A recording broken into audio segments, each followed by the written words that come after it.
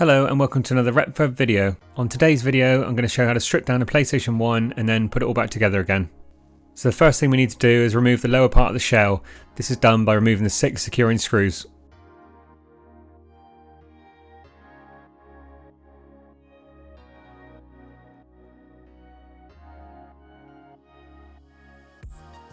Once the screws are removed, you can then turn the PlayStation back over and then lift the lid off.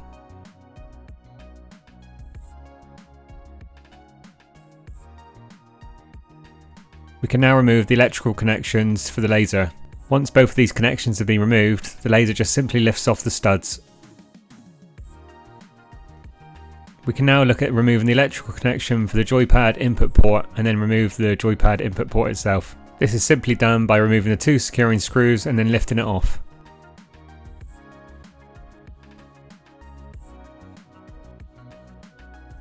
We can now remove the wires that connect the main circuit board to the power supply circuit board. Now it's time to remove the 4 screws that holds the shield on that covers the main circuit board. This can then be simply lifted off.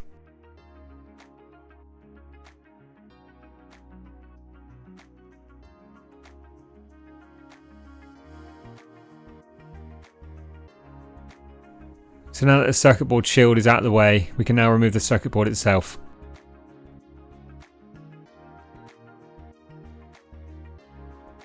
This again can just be lifted out once the screws are removed.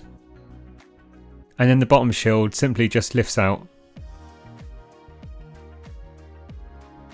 Now moving on to the power supply board, this again, a couple of screws and then it can be lifted out. So that's the lower section of the system done. We can now move that out of the way and then move on to the lid. So the first thing we're going to do is remove the CD tray lid.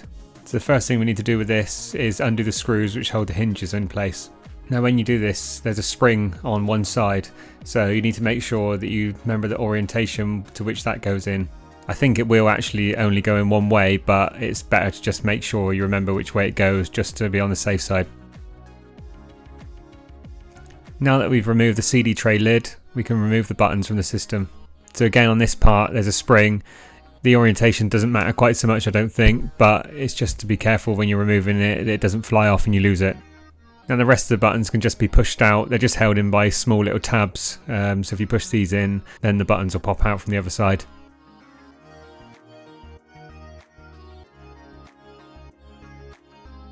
So that's the strip down all complete. We can now look at refitting the system. So basically a reversal of what we've just done. So the first thing we'll do is fit the power supply back in and then put the 2 securing screws back into it. Now onto the lower shields. The joypad input board can be put back in place and then held down with the 2 securing screws. And now the main circuit board can be put back in place and that can be secured down also.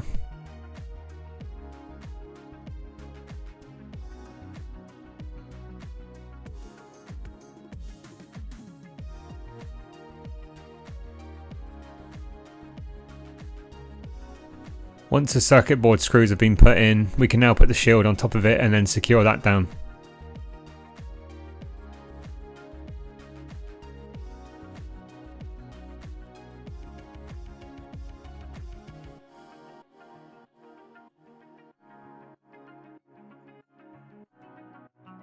Now we can look at connecting some of the electrical connections and also putting the laser back in.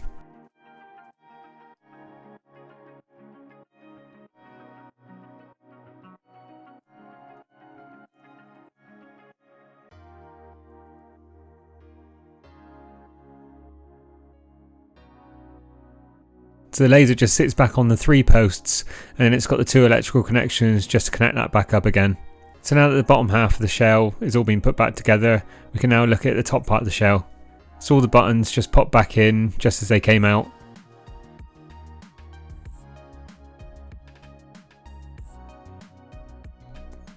The lid release mechanism just needs to be screwed back on underneath and the springs secured back in place.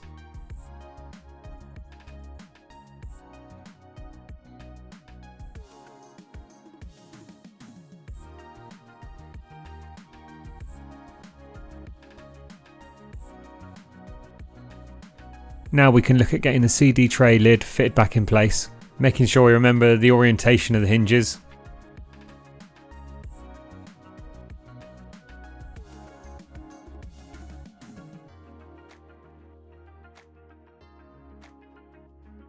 Just a quick check, make sure the mechanism's all working okay, and then we can move on.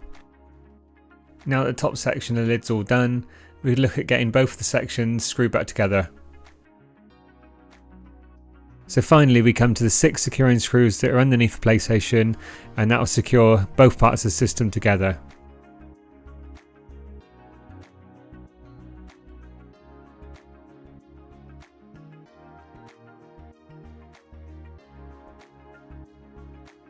So that's it all done. I hope that helps someone to strip and refit a PlayStation for whatever reason they need to, whether it's repair or modification. Thanks for watching the video, it's really appreciated. Please like and subscribe, and we'll see you on the next one.